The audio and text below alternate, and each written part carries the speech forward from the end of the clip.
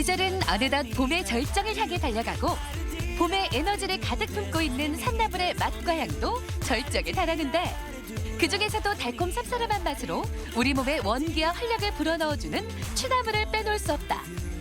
나물이나 쌈을 싸먹으면 독특한 향이 입맛을 돌게 하고 당분과 단백질, 칼슘, 인, 철분 등이 풍부해 무기질의 보물창고로 불리는 취나물.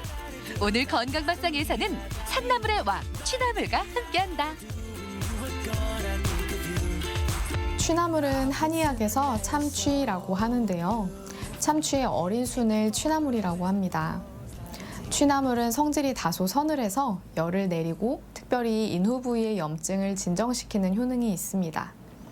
또 눈에 열이 올라 생긴 문제들을 진정시키기도 합니다. 취나물이 잘 맞는 분들은 목감기에 취약한 분들입니다. 환절기만 되면 목이 붓고 아프면서 감기에 걸리는 분들이 있는데요. 취나물은 특히 인후 부위의 염증을 진정시키는 효능이 있어서 감기 예방에 도움이 될 수 있습니다. 취나물을 고를 때는 잎의 색상이 연한 녹색을 띠는 것이 좋고 뒷면은 윤기가 흐르면서 새순이 많이 돋아있는 것이 신선한 취나물이다. 취나물을 주인공으로 한 첫 번째 요리는 향긋한 취나물의 향과 함께 고소하면서 쫀득한 맛이 일품인 취나물 메밀전병. 이어서 초록빛깔의 봄내음 가득한 한 그릇 요리, 취나물 파스타도 만들어보자. 취나물 하면 취나물 밥이나 취나물 무침 등 많이 해 드시는데요. 어른들은 다 좋아하시는데 아이들은 잘 안 먹잖아요. 하지만 오늘 남녀노소 누구나 좋아할 취나물 메밀 전병을 만들어 보겠습니다. 같이 만들어 보시죠. 취나물에는 칼륨이 풍부하게 들어있어 몸속 나트륨을 몸 밖으로 배출시켜 혈액순환을 원활하게 하는 데 도움을 준다. 또한 비타민 A와 비타민 C, 아미노산도 풍부해 성인병 예방과 숙취 해소에 도움을 준다. 오늘의 첫 번째 요리인 취나물 메밀전병. 먼저 취나물을 손질해주는데 시든 잎과 굵은 줄기는 제거하고 연한 줄기와 싱싱한 잎만 사용한다. 취나물을 손질하기는 간단합니다. 굵은 줄기 정도만 잘라내시면 되고요. 요즘은 1년 내내 취나물이 나와서 먹기 좋은데요. 하우스보다 노집게 향이 더 강하고 진합니다. 취나물과 함께 양파도 가늘게 채를 썰어 준비한다. 끓는 물에 소금을 조금 넣고 채 썬 양파와 손질한 취나물을 10초에서 20초 정도 데쳐준다. 이어서 취나물을 건져낸 후 찬물에 담가 이물질을 제거하기 위해 살살 헹궈준다. 그런 다음 건져내 체에 받쳐 물기를 꼭 짜준다.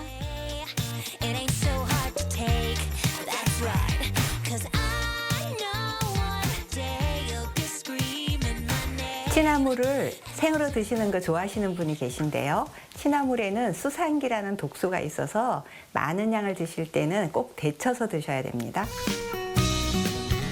데친 취나물은 한 입 크기로 자른다. 그런 다음 소금과 참기름, 깨를 넣고 조물조물 묻혀준다. 커다란 보울에 메밀가루와 물을 붓고 잘 섞어서 반죽을 만든다. 프라이팬에 기름을 두르고 메밀 반죽을 덜어 얇게 부친다. 오늘 전병은 저는 구수한 맛을 위해서 메밀 전병을 했습니다. 혹시 메밀가루가 없으실 경우에는 밀가루나 아니면 옥수수가루를 하셔도 가능하고요. 농도는 물과 가루가 1대1을 해서 묽게 하셔야지 부치기 쉽습니다. 얇게 부쳐낸 메밀을 펼쳐놓고 양념한 취나물과 피자치즈를 듬뿍 얹은 다음 김밥 말듯이 돌돌 말아준다. 그리고 먹기 좋게 한 입 크기로 썰어서 그릇에 가지런히 올려주면 향긋하면서도 고소한 취나물 메밀전병 완성.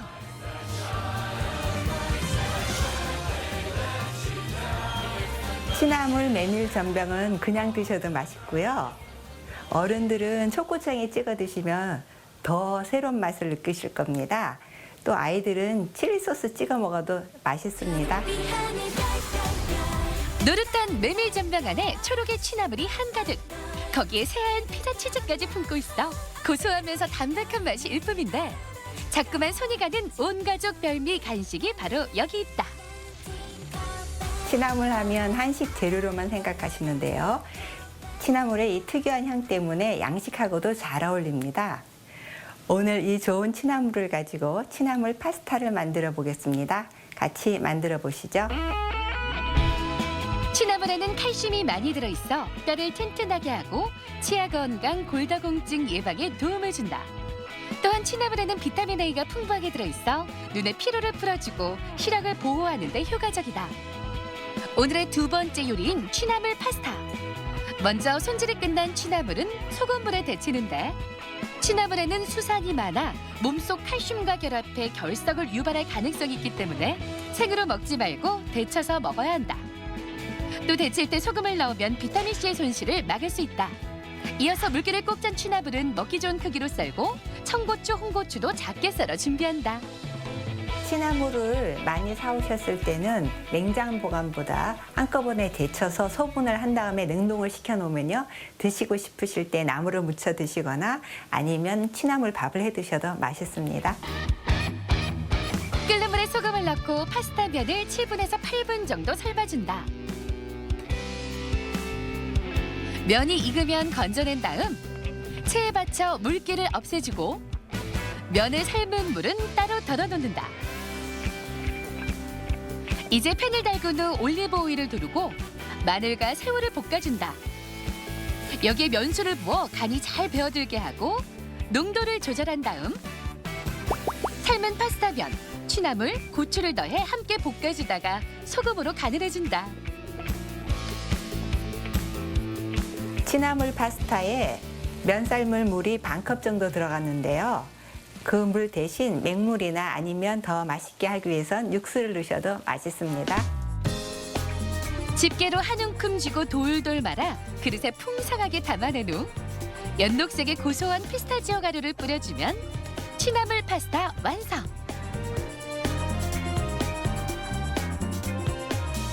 취나물 파스타의 마지막을 고소한 맛을 위해서 피스타치오 가루를 뿌렸는데요. 그 대신 치즈 가루를 뿌리셔도 맛있습니다. 한식으로 익숙했던 취나물의 색다른 반전, 취나물 파스타. 풍미 가득한 마늘이 취나물의 향과 어우러져 맛과 영양 모두를 잡은 특별한 한 끼가 탄생했다. 취나물과 같이 먹으면 좋은 음식은 들깨입니다. 들깨는 성질이 따뜻해서 몸이 냉한 분들은 취나물과 들깨를 함께 먹으면 도움이 됩니다.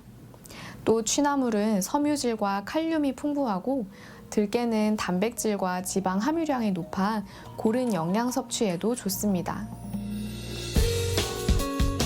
봄철 미각을 살려주는 산나물의 대표 주자 취나물. 풍부한 영양의 조리 방법도 다양해 생잎을 쌈으로 먹어도 좋고 다른 채소와 같이 샐러드를 해 먹어도 그만이다. 또한 살짝 데친 후 초고추장이나 된장, 소금 등으로 간을 해 무쳐 먹어도 맛이 좋은 취나물. 이 봄이 가기 전에 향긋한 취나물 요리를 밥상 위에 올려보자.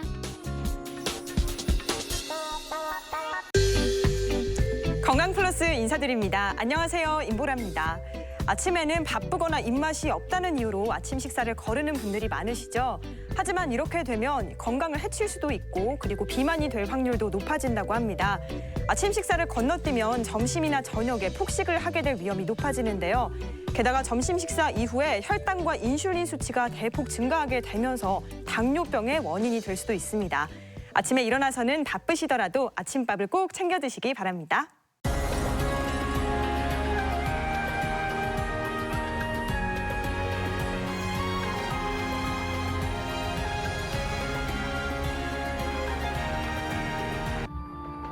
노년기 우울증 환자가 지속적으로 늘고 있다. 노인이 되면 신체적, 정신적 기능이 쇠퇴하고 대인관계를 맺을 기회가 줄어들어 소극적으로 변하기 쉽다. 또한 외부 세계에 대한 관심이 줄어들고 생활 여건이나 주변 환경의 변화에 대한 적응력이 떨어지면서 우울증에 걸릴 확률이 높아지는데 우리나라 전체 노인 중 15%가량이 우울증을 앓고 있는 것으로 나타났다. 노인성 우울증은 65세 이상의 노인에게 발생하는 우울증을 얘기합니다. 이 나이대 우울증이 다른 나이대와 좀 다른 게 뭐냐면 인지 저하라든가 아니면 기억력 저하를 많이 호소하셔서 오세요. 그래서 내가 치매가 아닌가요? 라는 말씀을 많이 하시는데 그 인지 저하 외에도 우울감이나 불면 그리고 사람들 만나기 싫어요. 이런 증상들이 대표적으로 나타나서 저희 병원에 와서 이제 진단하고 평가를 해보면 이제 노인성 우울증으로 이제 진단이 나오는 경우가 많이 있습니다. 노년기 우울증은 기억력과 인지 능력이 떨어져 치매로 오인하기 쉬우며 복통이나 두통과 같은 신체 증상을 동반하는 특징이 있는데 이로 인해 발견이 늦어져 치료 시기를 놓치게 되면 삶의 질을 떨어뜨릴 뿐만 아니라 신체 질환 또한 악화되거나 자살과 같은 심각한 문제를 유발할 수 있다. 오늘 TV 주체에서는 황혼의 적, 노년기 우울증과 인지 저하에 대해 자세히 알아본다. 평소와 다르게 잠을 잘 이루지 못하고 무력함을 느끼고 거기다가 사소한 일에도 자꾸만 화가 난다면 노년기 우울증을 의심해 봐야 하는데요. 노년기 우울증은 환자 본인뿐만 아니라 주변 사람들도 굉장히 힘들다고 합니다. 오늘 이 시간에는 노년기 우울증과 인지 저하에 대해서 알아보도록 하겠습니다. 도움 말씀에 건양대학교 병원 정신건강의학과 이무영 교수 모셨습니다. 안녕하세요. 안녕하세요. 네. 자, 오늘의 주제가 노년기 우울증과 인지 저하인데요. 자, 먼저 이 노년기 우울증을 겪는 분들은 어느 정도이고 그리고 특징이 있다면 짚어주실까요? 노년기 우울증은 이제 노인 65세 이상의 한 15% 정도에서 이제 우울 증상을 보인다고 합니다. 그리고 우리가 보통 우울증이라고 한다면 일반적으로 그 우울하다, 뭐 울적하다 이런 표현을 많이 쓰는데 노년기 우울증에서는 그런 표현보다는 기운이 없다. 그리고 집중력이 떨어졌다. 그리고 어르신들 보면 새벽잠을 설친다. 그리고 몸이 여기저기 자꾸 아프다. 뭐 입맛이 없다. 이러한 식의 호소를 많이 하십니다. 사실 우울증은 연령대를 불문하고 많이 나타날 수 있는 질환인데요. 아무래도 연령대에 따라서 좀 우울증 환자의 증상에도 차이가 있을 것 같고요. 분포도는 어떤지도 궁금합니다. 50세 이상 저희 병원에 찾아오는 그 우울증 환자가 50대가 가장 많거든요. 여기도 빨간색 그래프에서 50대 이상에서 제일 높은 비율을 보여주고 있고요. 노인에서도 우울증 환자가 많이 분포되어 있는 것을 그래프로 확인해 볼 수 있겠습니다. 자, 그런데 누구나 우울감을 느낄 수가 있습니다. 자, 이게 일시적인 우울감인지 아니면 정말 치료가 필요한 우울증인지 구분할 수 있는 방법이 있을까요? 우리 기분은 이제 그 노란색 안에 들어있는 요 기분의 변화가 있거든요. 그런데 우리가 살다 보면 이렇게 누가 돌아가시거나 상실하거나 실패, 좌절 이런 것들이 있으면 기분에 많은 저하가 이제 일어나죠. 그래프에서 보시다시피. 그렇지만 시간이 지나고 나면 다시 그것이 회복이 됩니다. 그런데 우울증에서는 다음에 파란색 그래프와 같이 계속 기분이 이제 다운돼 있어서 그것이 이제 정상으로 올라오지 않거든요. 앞서 특징을 설명하실 때 아버님이 좀 달라지신 것 같아요 라고 말하면서 병원을 찾는다고 하셨어요. 자, 그러면 노년기 우울증이 왔을 때 자칫 노화 현상으로 그냥 대수롭지 않게 생각하는 경우도 있을 것 같거든요. 어떻습니까? 예, 맞습니다. 그래서 보통 오시게 되면 노화 현상으로 처음에 생각하시는데 일단 이렇게 이해를 하면 안 되고요. 만약에 우울증 같은 경우에는 치료하지 않는 경우에는 수개월에서 수년씩 지속될 수 있다는 점이 있고 또 우울증이 문제가 되는 가장 큰 이유는 개인적인 고통도 있고 그리고 그 밖에 사회 경제적 손실이 매우 크기 때문입니다. 우울증이 있으면 노인분들이라 하더라도 요즘은 100세 시대라고 해서 다 이렇게 직업도 많이 갖고 계신데요. 그런 건 직업에서 안 될 수가 있고 또 개인의 어떤 신체 질환이라든가 이런 것들이 또 악화되거나 자살률에서도 높은 유발을 할 수 있기 때문에 이런 부분들이 우리가 좀 중점적으로 신경 써야 될 부분이라 생각합니다. 네. 자, 그렇다면 이번에는 노년기 우울증의 특징에 대해서도 자세히 짚어주시죠. 노년기 우울증에서 가장 중요한 부분은 결국 신체 증상입니다. 예, 그래서 여기 슬라이드에 보면 복통, 두통 이런 것들을 이제 제가 적어 놓았는데요. 여기저기가 아프다는 말씀을 많이 하세요. 그래서 내과에 가거나 아니면 두통이 있어 신경과에 가거나 MRI도 찍어보고 이렇게 하시는데 그 과에 가면 결국에는 이상이 없습니다. 괜찮습니다. 이런 얘기를 이제 듣고 오시거든요. 근데 실제로 아프신 분들은 정말 아파요. 그냥 그것은 MRI상 아니면 검사상에서 나오지 않았다고 해서 안 아픈 게 아니라 정말 아프시거든요. 그래서 이런 신체 증상들을 많이 호소하신다는 게 노인성 우울증의 가장 특징이고요. 우울 증상이 있으면 젊으신 분들이나 이런 분들은 제가 우울해요.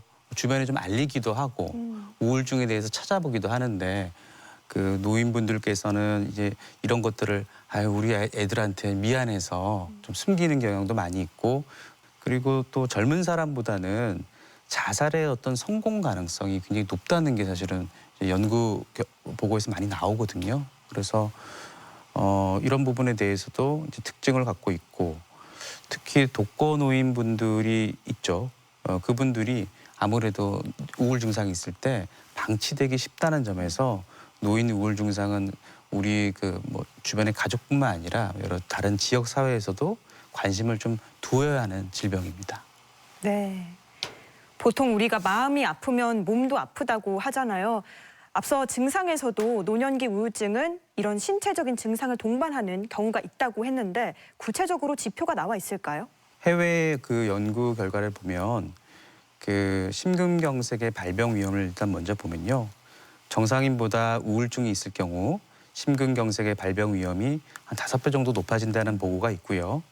그리고 우울증이 있을 경우에는 또 이러한 신체 질환과 관련해서 연간 사망률도 한 3배 이상의 높아진다는 연구 보고가 있습니다. 실질적으로 결과로도 나타나는 그런 모양인데요. 우울증에 걸리면 아무래도 사회생활도 쉽지 않지 않습니까? 이런 네. 경우에는 좀 다른 질환과 비교해서는 어떨까요? 맨 왼쪽 빨간색 우울증이 있을 때 사회적 수행 능력이 가장 저하된 모습을 지금 저희가 볼 수 있는데요. 네. 그 이유는 우울증이라는 게 결국에는 뇌의 기능을 저하시키기 때문입니다. 우리가 일을 하거나 뭐 사회생활, 직업생활 일을 할 때 제일 중요한 건 뇌의 컨디션이거든요. 어떤 날은 굉장히 좀 오늘은 이상하게 몸이 처져. 오늘은 이상하게 좀 이렇게 복잡한 생각을 하기 어려워. 이런 것들을 이제 그런 날이 사람들마다 있는데 우울증이 있을 경우는 그런 날들이 계속 지속되기 때문에 직장에서의 어떤 직업이라든가 일을 하거나 아니면 어떤 공부를 하거나 사람들을 만나거나 하는 것에 있어서 많은 이제 제한점을 주게 되죠. 그래서 우울증이 있으면 다른 여타 기타 질환보다도 사회적인 수행 능력에 있어서 심각한 저하를 일으킬 수 있습니다. 그렇군요. 이야기를 듣다 보니까 우울증 환자의 어떤 특징적인 사고 방식에 대해서 우리가 이해할 필요가 있을 것 같아요. 먼저 어떤 부정적인 생각이 우울증을 유발하기도 하지만 우울증이 걸렸을 때 특히 부정적인 생각이 빠지는 경우도 있습니다. 그래서 그것으로부터 헤어나지 못하는 경우를 있는데요. 그래서 우울증 환자의 특징적인 어떤 사고방식을 보시면 이분들이 내 탓이요라고 생각하는 경향이 많이 있습니다. 어떤 부분에 있어서는 뭐 남을 탓하는 것보다 나를 탓하는 것이 조금 더 뭐 성숙된 모습이라고 볼 수도 있겠지만 여기서 우울증 환자들이 얘기하는 내 탓이요는 이 모든 다른 나와 관련 없는 일조차도 내가 잘못을 해서 이런 일이 일어난 것 같다는 얘기를 많이 하시거든요. 그래서 그런 경우는 사실은 계속 조금 더 긍정적인 생각으로 갈 수 없게 만드는 부분이고요. 그리고 이분들이 또 앞으로도 잘 안 될 것이다. 그러니까 미래에 대해서 이제 비관적인 생각도 많이 하시고요. 그리고 어쩌다 우리가 살다 보면 또 좋은 일도 생기는데 이거는 운일 뿐이겠지. 내가 잘해서는 아니야 이런 생각도 많이 하시고요. 마지막에 적어놓은 제가 이제 흑백 논리가 있는데 흑백 논리는 예를 들면 이런 거죠. 그러니까 다른 사람이 있는데 저 사람이 나를 그래도 나에 대해서 마음에 들어할까? 아니면 들어하지 않을까? 라고 이게 계속 그거에 대해서 신경을 쓰는 거거든요. 양극단으로 생각해서. 근데 우리가 어떤 대인관계에서는 그 사람에 대해서 좋은 부분도 있고 안 좋은 부분도 있지 않습니까? 그렇죠. 그런데 이제 한쪽으로만 계속 극단적으로 생각하는 흑백 논리도 우울증 환자에 있어서 어떤 특징적인 사고방식이라 할 수 있습니다. 네. 우울증의 원인을 콕 집어서 말하기는 좀 힘들긴 하겠지만 노년기 우울증의 어떤 특징 그리고 원인 뭐가 있을까요? 노년기 우울증의 원인을 보면 일단 가장 중요한 부분이 신체적인 요인입니다. 아무래도 60세 이상의 노인분들에게 있어서는 다른 기타 내과적 질환, 뭐 유마티스 질환 뭐 많이 갖고 계시거든요. 그래서 약을 한 움큼 먹는 경우도 많이 있고 그렇게 해서 그런 동반 질환들이 많기 때문에 그 질환에 대해서 스스로가 조금 비관적으로 생각하시는 분들이 있고요. 그 외에도 우리가 뭐 또 살면서 겪는 스트레스 및 특히나 이제 독거노인 같은 경우나 아니면 자녀들이 이제 다 떠나버린 빈둥지 증후군을 앓는 그런 어르신분들이 겪는 그런 정신사회적 요인도 노년기 우울증의 중요한 원인이라고 할 수 있겠습니다. 네, 건강플러스 오늘은 노년기 우울증과 인지 저하에 대해서 알아보고 있는데요. 이번에는 병원을 직접 찾아가서 노년기 우울증의 이 진단법과 치료법에 대해서 알아보도록 하겠습니다. 화면으로 만나보시죠. 노년기 우울증 증상은 젊은 층의 경우와 다르다. 젊은 층에서는 우울감이나 슬픔과 같은 심리적인 문제를 호소하는 데 비해 노년기 우울증은 인재 기능과 신체 기능의 저하가 함께 나타남에도 두통이나 복통과 같은 신체 증상만을 주된 증상으로 호소한다. 이 때문에 우울증에 대한 진단과 치료가 늦어져 악화되기 쉬운 만큼 원인을 알 수 없는 신체 증상이 장기간 지속되면서 활동 수준이 저하될 경우 노년기 우울증을 의심해봐야 한다. 병원에는 좀 어떻게 오시게 됐습니까? 제가 요즘 깜빡깜빡 하는 것 같고 건망증이 조금 심해진 것 같아서 왔어요. 혹시 깜빡깜빡 거리는 거 관련해서 걱정되는 부분이 좀 있으세요? 제가 혹시 치매가 아닐까 걱정이 많이 돼서 찾아오게 됐어요. 요즘 사람들도 자주 만나곤 하시나요? 요즘 사람들을 자주 만나지는 않고 혼자 있는 게 더 좋은 것 같습니다. 노년기 우울증으로 인지 기능 저하가 심할 경우에는 치매로 오인되기 쉽다. 하지만 우울증으로 인한 인지 장애는 치매에 비해 기억력 장애가 비교적 급성으로 발생하고 유병 기간이 짧으며 시공간 능력 파악 장애나 계산 착오와 같은 치매의 초기 증상은 보이지 않아 구별이 가능하다. 이 환자는 이제 인지 저하와 기억력 저하를 이렇게 주소로 내원하셨습니다. 그러면서 치매에 대해서도 많이 걱정을 하셨는데요. 저희가 다른 증상들과 그리고 노인 우울증 평가를 해봤을 때는 우울증에 더 합당하다는 진단을 내리게 됐습니다. 이 환자에 대해서는 현재 우울증에 대한 약물 치료가 가장 시급히 필요한 부분이라 생각하고요. 약물 치료를 하게 되면 환자가 갖고 있는 어떤 증상들, 특히 우울 증상 및 그리고 다른 사람들을 만나고 싶어 하지 않는 그런 증상들이 많이 이제 호전이 될 것으로 생각합니다. 노년기 우울증은 다양한 임상 양상을 보이기 때문에 환자들의 병력 청취나 가족 평가와 같은 효과적인 의사소통이 중요하다. 또한 환자가 스스로 심리적 문제를 확인하는 다면적인 인성검사나 선별검사를 통해 우울증의 정도를 평가할 수 있으며 내과적 질환에 의한 우울증 여부를 판별할 수 있도록 신경학적 검사나 뇌 전선화 단층 촬영, 자기공명 영상 검사를 추가로 할 수 있다. 지난번에 약을 타가지고 하셔서 복용하시고는 좀 어떠셨어요? 잠을 못 잤었는데 약을 먹고 나니까 잠이 잘 왔습니다. 그리고 약을 복용하시는 동안 혹시 조금 불편하거나 부작용이 아닌가라고 걱정하시는 부분은 없었습니까? 특별한 아픈 거는 없었는데요. 가끔 울렁거리고 그랬습니다.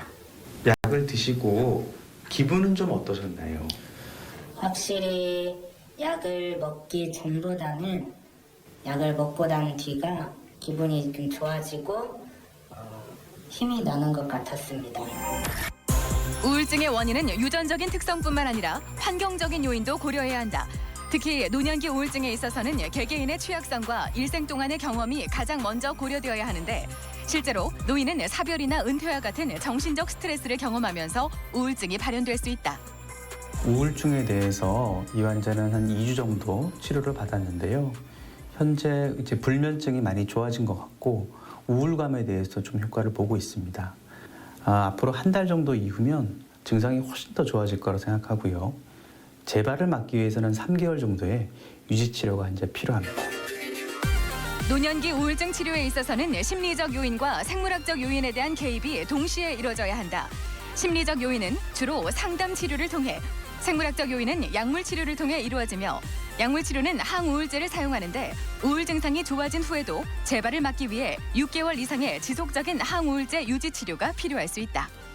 노인분들은 다른 신체적 질환을 많이 갖고 계십니다. 그런데 이 우울증은 그 다른 심장이라든가 콩팥이라든가 이런 우리 장기에 상당한 부담을 준다는 그런 연구 결과들이 많이 있습니다. 그렇게 되면 결국 우울증으로 인해서 조기 사망률까지 높이는 그런 결과를 줍니다. 따라서 우울증이 있으면 빨리 그 전문의의 어떤 진단과 소견을 받는 것이 좋겠습니다.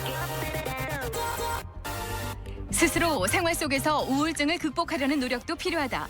균형 잡힌 식사와 꾸준한 운동, 충분한 휴식은 필수며 무기력함은 우울증의 적인 만큼 봉사활동 등을 통해 자신의 재능을 나눈다면 자존감이 높아져 우울증을 극복하는 데 도움이 된다. 노년기 우울증, 자연스러운 노화 현상도 아니고 불치병은 더더욱 아니며 적극적인 치료로 완치가 가능한 질환임을 명심하자. 네, 병원을 직접 찾아가서 환자들을 만나보고 노년기 우울증에 대해서 자세히 알아봤습니다. 계속해서 이 노년기 우울증의 진단법은 어떤 게 있을까요? 먼저 병원에 찾아오게 되면 이제 정신과 전문의에 대한 면담을 이제 갖습니다. 갖고 최근에 어떤 점이 힘들었는지 그리고 증상은 어떤 것들이 있었는지에 대해서 병력 청취를 합니다. 해보고 그것이 이분에게 어떤 영향을 주었는지 종합적인 판단을 내리거든요.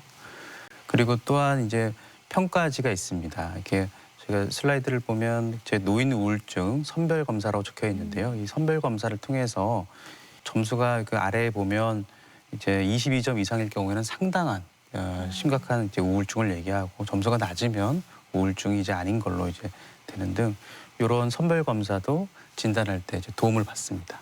자, 그러면 노년기 우울증으로 진단을 받으면 치료가 가능한 건지 그리고 진행 과정에서 경과가 어떻게 되는 건지도 궁금합니다. 네, 그 노년기 우울증도 예후는 뭐 다른 연령에서와 같이 그래도 치료를 잘하면 그래도 좋은 편이고요. 근데 이제 치료를 하지 않으면 이제 만성적인 경과를 가질 수도 있고 항우울제 약물 치료를 하면 재발 위험을 일단 감소를 할 수 있고요. 노년기 우울증은 이제 경도 우울증이 자꾸 이제 방치하다 보면 중증으로 심해지는 경우 가능성이 이제 높다는 게 있고 그리고 재발률과 그리고 사망률이 높은 것이 이제 문제이기 때문에 경과를 봤을 때 우리가 다른 연령대보다도 더 주의를 기울여야 된다고 생각합니다. 노년기 우울증 그리고 치매와 혼동하시는 분도 참 많을 것 같은데 이 두 가지가 좀 다른 거죠? 네, 맞습니다.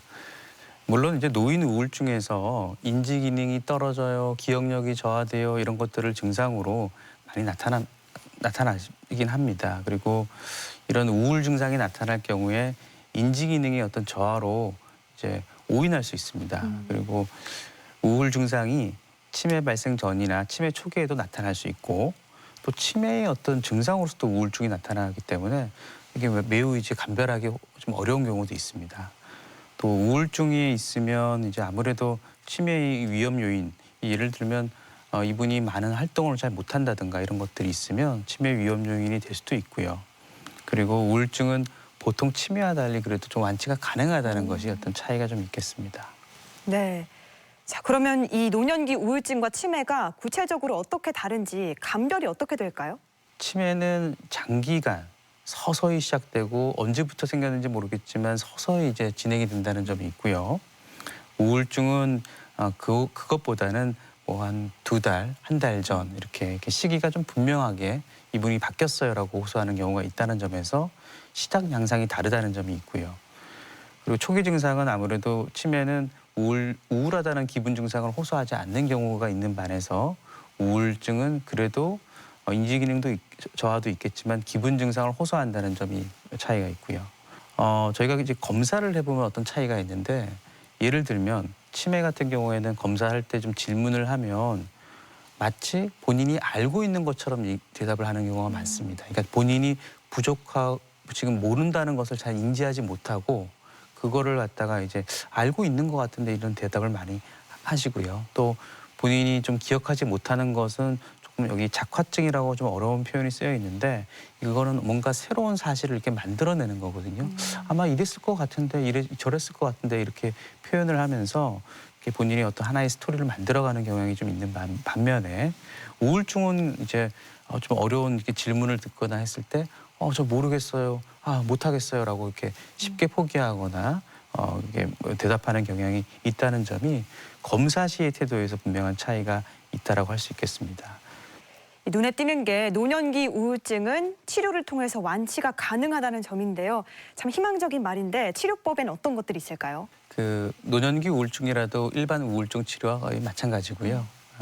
제일 중요한 거는 이제 약물 치료고요. 약이 워낙 좋아졌기 때문에 복용하게 되면 많이 이제 증상의 호전을 보이고요. 그 외에도 이제 빛을 쏘는 광선 치료도 있고 또 전기 경련 치료라고 해서 뇌를 직접적으로 자극을 해서 치료하는 부분도 있고요. 그리고 그 외에도 우리가 이제 개인 정신 치료라든가 이런 것들이 이제 소위 말하는 심리 치료를 말씀드리는 거거든요. 심리 치료를 통해서 이분이 갖고 있는 뭐 속상한 게 있으면 그런 것도 좀 풀어드리고 이런 것도 있고 또 여기 보면 인지행동 치료라고 해서 아까 그 우울증 환자들이 있을 때 이 특징적인 사고방식이 있다고 하지 않습니까? 그래서 네. 그런 것들을 좀 교정해 줄 수가 있어요. 지금 누구누구님이 생각하고 있는 부분이 너무 양극단으로만 생각하고 있고 그 중간에서 조금 우리가 소위 말하는 중용을 찾아가면서 좀 합리적으로 접근하는 거에 대해서 생각을 못하는 게 있다면 그런 것들을 저희가 알려줄 수도 있고요. 그리고 제일 중요한 부분을 할 수 있는데 여기 보면 규칙적인 운동, 균형 잡힌 식사, 충분한 휴식 이렇게 적어놨는데요. 저희가 이제 외래 통원 치료를 하다가 그게 어려우면 입원 치료를 합니다. 그러면 입원 치료를 해서 약을 복용을 하게 되거든요. 근데 사실은 외래를 다니는 것보다도 입원 치료를 할 경우에 그 호전이 훨씬 빨라요. 근데 그 이유는 결국 입원해 있는 동안 규칙적인 생활이 좀 되는 부분이 있어요. 잠을 잘 못 자더라도 의료진들이 즉각 해결해 드리고 네. 그리고 삼시세끼 같은 시간에 영양식으로 좀 잘 나오고 그러다 보니까 그리고 외부에서 받은 스트레스에 대해서 좀 차단을 시키면서 또 충분한 휴식을 좀 취하기도 하거든요. 그래서 이런 부분들이 사실은 무시할 수 없는 치료에 있어서 굉장히 중요한 부분이고 이러한 약물이라든가 면담 그리고 생활에서 이런 그 변화 이런 걸 통해서 우리가 빠른 회복을 가져다 줄 수 있겠습니다. 네. 자, 그러니까 약물 치료와 정신적 치료 그리고 생활 습관 교정이 동시에 돼야 하는데요. 자, 아무래도 우리가 정신과 약물 치료라고 하면 편견이 좀 있잖아요. 오해가 아직 남아 있겠죠. 네. 사실은 저희가 학회라든가 아니면 정신과 의사 선생님들이 이런 약물 치료에 대한 오해를 줄이고자 다각도로 노력도 많이 하고 있고 네. 캠페인도 많이 하고 있지만 그럼에도 불구하고 약을 복용한다는 거에 대한 거부감, 선입견들이 사실 많이 있습니다. 그래서 약물 치료에 대해서 오해하시는 분들이 많이 계신데요. 일단은 어떻게 약으로 마음을 고칠 수 있겠느냐는 말씀을 많이 하시고요. 그리고 이게 한번 의존성, 그러니까 의존하게 되면 못 벗어나잖아요. 이런 얘기들을 많이 하시고 중독되잖아요. 이런 얘기. 그리고 약을 오래 쓰면 바보가 되지 않습니까? 이런 얘기도 많이 하시고 그리고 감기처럼 한 며칠 먹었는데 좋아졌으니까 금방 끊어도 되죠. 이런 얘기들도 많이 하시는데 이런 약물 치료에 대한 오해가 아직도 이제 있지만 이런 부분들에 대해서는 담당 선생님하고 꼭 같이 상의를 하셔서 오해를 좀 푸시고 치료를 잘 받는 게 그 빠른 회복의 지름길이라고 할 수 있겠습니다. 네. 이 밖에도 약물 치료를 할 때 꼭 좀 주의해야 할 점 뭐가 있을까요? 불편한 증상들이 나타날 수 있어요. 가령 예를 들면 항우울제 같은 경우에는 그 울렁거린다는 얘기를 처음에 하시는 경우가 좀 있거든요. 그런 경우는 반드시 선생님께 말씀하셔가지고 이런 부분에 대해서 상의하고 그것들을 이제 없앨 수 있는 방향을 이제 강구해야 되고요. 그리고 아무래도 혼자 오시기보다는 자녀분들하고 같이 오는 경우가 많이 있거든요. 그럴 때는 자녀분들한테도 이제 이러한 약물 복용에 대한 교육을 좀 실시해야 됩니다. 실시해서 뭐 이렇게 치료에 대해서 잘 받고 있는지에 대한 것들을 이제 자녀들로부터도 정보를 얻는 등 평가가 필요하고요. 정신건강의학과 약이라는 것이 바로 효과를 보이는 경우도 있지만 그것보다는 시간이 걸리는 경우가 있기 때문에 조금의 시간, 예를 들면 한 2에서 3주 이상의 시간이 필요하다는 얘기를 드리고 그거에 대해서 이해를 시키는 것도 필요하고요. 우울증은 사실 자살의 위험성을 항상 내포하고 있습니다. 네. 그렇기 때문에 혹시라도 약을 받아간 것을 한 번에 다량 복용할 수 있는 위험이 있기 때문에 이거에 대해서 항상 주의를 주는 것이 필요하겠습니다. 네. 자, 그런데 만약에 치료를 중간에 중단하거나 충분하게 치료를 하지 않았을 경우에는 어떻게 되나요? 네, 저희가 이제 치료를 시작하더라도 금방 이제 또 본인이 내 몸은 내가 잘 알아 그러면서 치료를 중단하는 경우가 있는데 많죠, 네. 예, 그럴 경우를 대비해서 제가 슬라이드를 보면요. 이것은 이제 보면 치료를 이제 중단했을 경우에 완전히 낫지 않는 이제 양상을 이렇게 보이고 있거든요. 그래서 조금 올라오다 이게 파란색 그래프가 조금 이제 기분이 올라오고 있는 중에 중단을 하게 되면 다시 이제 떨어지는 양상을 볼 수 있습니다. 이거는 또한 이제 치료를 하지 않으면 또 만성적으로 주요 우울증으로 더 빠져서 더 오히려 기능을 못하거나 우울 증상에서 헤어나지 못하는 경우도 많이 있기 때문에 반드시 일정 기간은 담당 선생님과 치료를 잘 이렇게 이어가는 것이 필요할 것 같습니다. 네. 이 시점에서 궁금해지는데요. 그렇다면 이 우울증 치료를 어느 정도, 얼마나 오랫동안 해야 할까요? 우울증은 이제 이 그래프와 같이 이게 기본 그래프거든요. 기본 그래프에서 많이 다운되어 있는 모습을 볼 수 있습니다. 그래서 이쯤에서 병원에 많이 내원을 하십니다. 병원에 내원하셔가지고 여기서부터 치료가 시작되면 여기 급성기 기간이 대략 한 1개월 정도로 보시면 됩니다. 1개월 정도로 보시면 이 기간 동안 이제 증상들이 좀 좋아지고요. 그러나 이제 이 앞으로 그 치료가 한 6개월 정도 이어져야 되는데 만약에 중단하게 되면 왜냐하면 그래프상에서 좋아졌기 때문에 이제 좋아졌네라고 중단하게 되면 다시 재발하게 되고 충분한 치료를 받지 않으면 재발하는 그 양상을 보이는데요. 그래서 최소 6개월 이상의 치료가 필요할 것으로 보입니다. 네. 우울증에도 여러 가지 증상들이 있는데 이 각각의 증상은 언제쯤 좋아지는지도 궁금합니다. 그 우울증에서 일단 빨리 이제 증상을 좋아지고 싶은 마음이 있겠죠, 환자분들이요. 네. 그래서 모든 증상들이 한 번에 좋아진다면 그보다 더 좋을 수는 없겠지만 그렇진 않고요. 한번 살펴보면 먼저 수면이라든가 식욕은 한 2주 이내에 보면 좀 회복을 하는 경우가 있고요. 그리고 활력 호전, 특히 우울증 환자분들이 움직이기 싫어요. 아무것도 하기 싫어요. 그래서 그 의욕이 많이 저하되어 있는 모습을 볼 수 있는데 이런 활력 호전에는 한 3주 정도의 시간이 필요합니다. 그리고 우울증에서의 그 우울한 기분 등은 4에서 한 4주 정도는 치료를 해야지만 좋아지는 양상을 보이고 있고요. 만약에 이제 그럼에도 불구하고 나아지지 않으면 또 그 담당 주치의랑 상의를 해서 치료제를 개최하거나 아니면 다른 치료법을 도입하는 것도 하나의 방법이겠습니다. 네. 여러 가지 좋은 치료제가 많이 나왔지만 우울증을 치료하는데 가장 중요한 게 환자의 마음가짐일 것 같은데요. 어떻습니까? 네. 우울증이 걸리면 마음이 굉장히 약해집니다. 네. 뭐 그냥 모든 게 다 내 탓 같고 좀 미안하고 주변 사람들한테 가족들이나 그런 걸 그래서 그리고 자기가 못난 사람이라는 얘기도 많이 하는데요. 우울증이 걸렸을 경우에는 일단은 저희도 이제 의료진으로서 도움을 드리지만 우울증이 결코 내가 의지가 약해서 생긴 병은 아니다라는 거 반드시 생각해야 되고요. 물론 아까도 계속 우리가 반복이 되지만 전문적인 도움이 받는 것이 필요하고 그리고 치료 시작했다고 해서 내가 이제 일주일간 병원 다녔는데 금방 좋아져야지 왜 안 좋아지지? 라고 하는 그런 너무 성급한 기대는 안 하는 게 좋겠고요. 그리고 아주 중요한 얘기인데 우리가 우울증이 있으면 조금 미래에 대해서 비관적으로 판단하는 경우가 있습니다. 네. 그래서 어떤 중요한 의사결정을 있을 때 자칫하면 오판을 하는 경우가 있습니다. 그렇기 때문에 병이 좀 많이 나은 이후에 중요한 결정을 하도록 좀 연기를 하는 것이 중요하고요.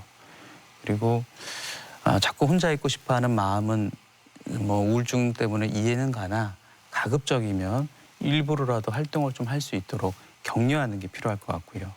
그래서 뭐 좀 기분을 조금 좋게 할 수 있는 본인의 취미 생활이라든가 그런 생활들을 좀 참가하고 같이 사람들과 좀 나누는 것이 필요할 것 같습니다.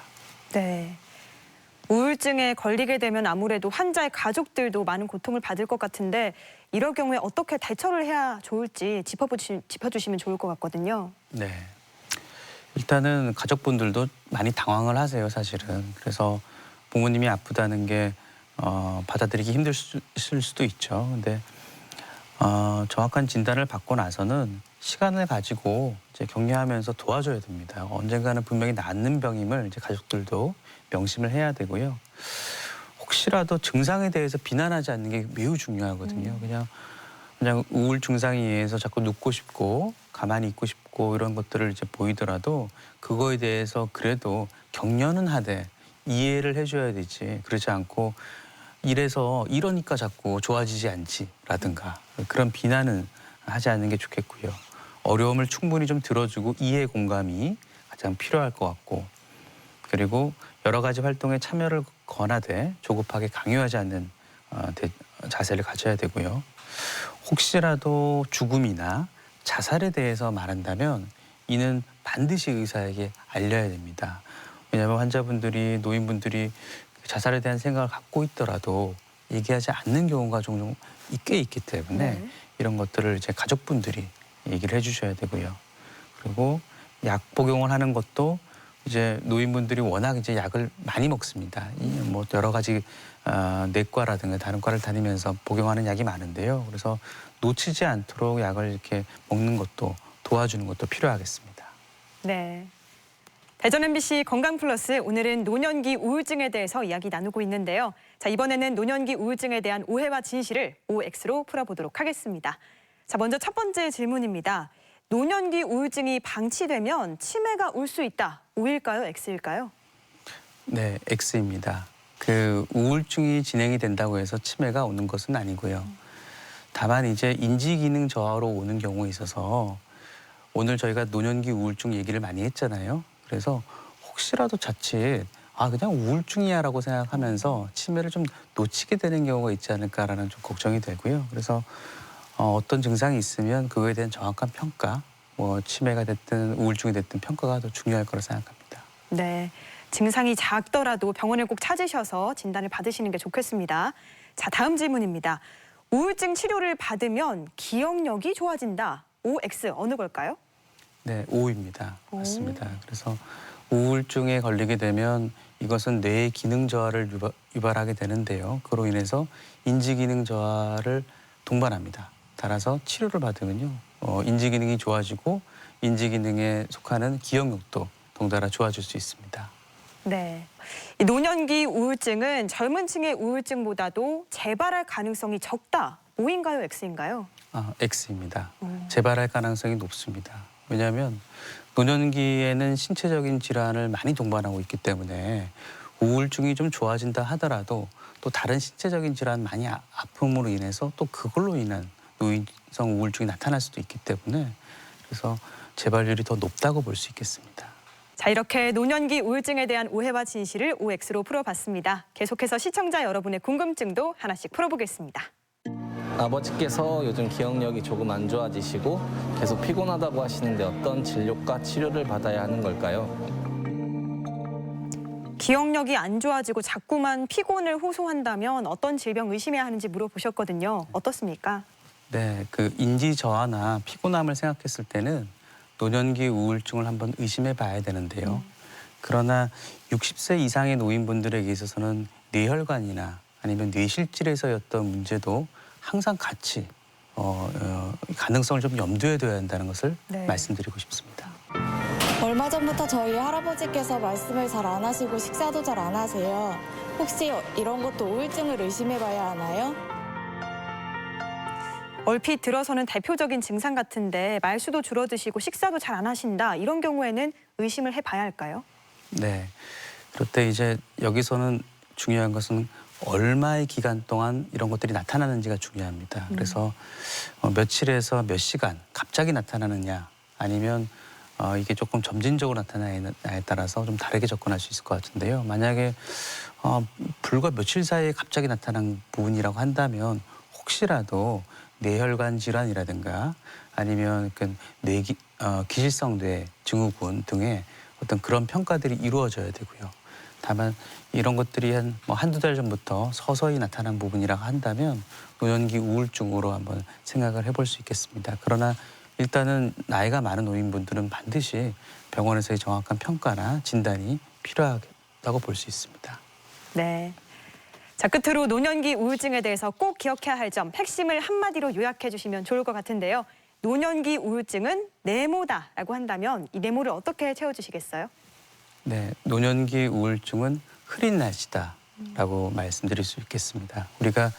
우리 사람의 기분을 갖다가 날씨에 많이 비유하거든요. 네. 그래서 흐린 날씨가 되면 사실은 우리도 막 몸이 왠지 찌뿌둥하고 아무것도 하기 싫고 그렇지 않습니까? 그렇죠. 근데 이제 치료를 잘 받으면 쨍쨍한 그 화창한 날씨로 바뀔 수 있습니다. 그래서 자녀나 가족들이 혹시나 우리 어르신들이 조금 미세한 어떤 차이가 있는지, 변화가 있는지, 뭐 우울감이라든가 생활에서의 차이가 있는지에 대해서 한번 주의를 기울여서 보는 것이 필요할 것 같습니다.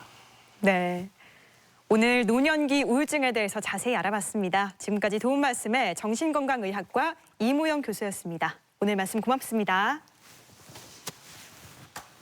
노년기 우울증은 자연스러운 노화 현상이 아니라고 하죠. 노년층은 청장년층보다 자신의 감정과 마음을 돌아보는 데 익숙하지 않다고 합니다. 우울증을 극복하기 위해서는 본인의 의지뿐만 아니라 주변인들의 관심과 애정이 필수적이겠습니다. 건강플러스 오늘 저희가 준비한 소식은 여기까지입니다. 건강한 한 주 보내시고요. 저는 다음 주 이 시간에 찾아오겠습니다. 시청해주신 여러분 고맙습니다.